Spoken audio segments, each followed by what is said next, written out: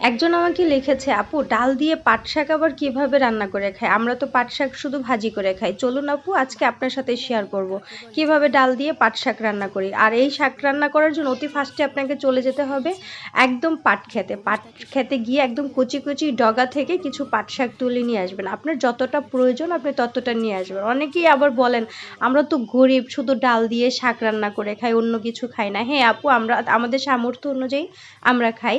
তো এই ডালটা রান্না করার জন্য কি নিয়েছি, কাঁচামরিচ, পেঁয়াজ, হলুদ, লবণ, এগুলিই শুধু লাগবে। ডালটা ধুয়ে আগেই বসিয়ে দিয়েছিলাম। এখন ডালের ভিতরে যে উপকরণগুলি কেটে রেখেছি, নর্মাল যে ডাল রান্না করি আমরা, নর্মালি যে ডালের ভিতরে যা কিছু দেই ওই সব কিছুই আপনি দিবেন। দিয়ে খুব ভালো করে ডালটাকে সেদ্ধ করে নেবেন। আর আমি তো পাট শাক, তারপরে এই শাকটাকে খুব ভালো করে ধুয়ে, পরিষ্কার করে ধুয়ে পানি ঝরাতে দিয়েছি। শাকের ভিতরে যদি পানি থাকে তাহলে আবার ডালের ভিতরে অতিরিক্ত পানি হয়ে যাবে। আর একদম গলে কেমন একটা আঠালো আঠালো ভাব হয়েছে, এটার ভিতরে কিন্তু আমি অন্য কোনো পানি দিব না। আপু যে কোনো রান্নায় আপনি নিজের মতো করে আপন মনে ভালোবাসা দিয়ে রান্না করবেন, তখন আপনার পরিবারের মানুষগুলোও খেতে পছন্দ করবে এবং ওটা আপনার জন্য একটা নতুন রেসিপি হয়ে যাবে। আমি তো এটা আমার দাদির কাছ থেকে শিখেছি। তো সিদ্ধ করা ডালগুলোর ভিতরে আপনি দিয়ে দিবেন পাট শাক। আমি পাট শাক আগেই ধুয়ে রেখেছিলাম, তারপরে আবার আরেকবার ধুয়ে তারপরে আমি ডালের ভিতরে দিয়েছি।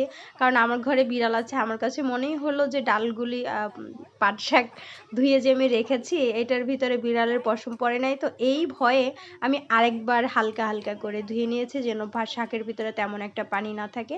এখন কিন্তু এই ডালের ভিতরে আমি অন্য পানি অ্যাড করব না, কোনোভাবেই অন্য পানি অ্যাড করা যাবে না। শাক থেকেই পানি বের হবে, অনেকটা শাক থেকে পানি বের হবে এবং এইটা কিন্তু একটু আঠালো ঘন টাইপের ডাল হবে।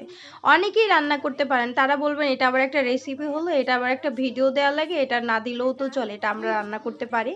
তো যাই হোক, দেখেন আমার ডাল এবং পাট শাকটা সিদ্ধ হয়ে গেছে, দুইটাই মাখো মাখো হয়ে গেছে। একেবারে কেমন খুব সুন্দর একটা ঘ্রাণ বের হয়েছে এটার ভিতরে। এরপরে আমি দিয়ে দিব একটু ধনিয়া পাতা, হালকা একটু আপনার ইচ্ছে মতো। এখনকার ধনিয়া পাতা অনেক ঘ্রাণ নাই, আর সুগন্ধিটা একদম নাই, নষ্ট হয়ে গেছে। আপনি যদি চান দিতে পারেন, যদি না চান তাহলে দিবেন না। তারপরে আমি এখানে নিয়েছি তেল, তেলের ভিতরে দিয়ে দেবো অল্প একটু পেঁয়াজ, একটু বেশি পরিমাণে রসুন। এটাকে এক লাল লাল করে ভেজে নেব। দেখুন আপু, আমরা একটা মানুষকে একটা কমেন্ট করতে পারি, কিন্তু তার স্থানে দাঁড়িয়ে তার মতো করে বোঝার ক্ষমতা কিন্তু সবার রাখে না। তো পেঁয়াজ আর রসুনটা যখন লাল লাল হয়ে যাবে, হালকা ব্রাউন ব্রাউন কালার হয়ে যাবে, তখন দিয়ে দেবো ভেজে রাখা শুকনো মরিচ। শুকনো মরিচটাও আপনার প্রয়োজন মতোই আপনি দিবেন, কারণ আমরা কিন্তু এভাবে শুকনো মরিচ ভাজা খেতে খুবই পছন্দ করি। তো যখন সব কিছু উপকরণ একটু ব্রাউন ব্রাউন কালার হয়ে যাবে, তখন রান্না করা ডালটা এবং রান্না করে শাক দুইটা তো একসাথেই থাকে, এইটার ভিতরে দিয়ে বাগার দিয়ে নেব। বাগার দেওয়া আসলে খুবই সহজ। পাট শাক দিয়ে ডাল রান্না করা খুবই সহজ। আপনারা চাইলে ঘরে যেভাবে ডাল রান্না করেন সেভাবেই পাট শাকটা রান্না করে খেয়ে দেখবেন, এটা সত্যি খুবই মজা। ভিডিওটা যদি ভালো লাগে অবশ্যই লাইক কমেন্ট ফলো করে আমার সাথে থাকবেন। ফুল ভিডিও দেখার জন্য আপনি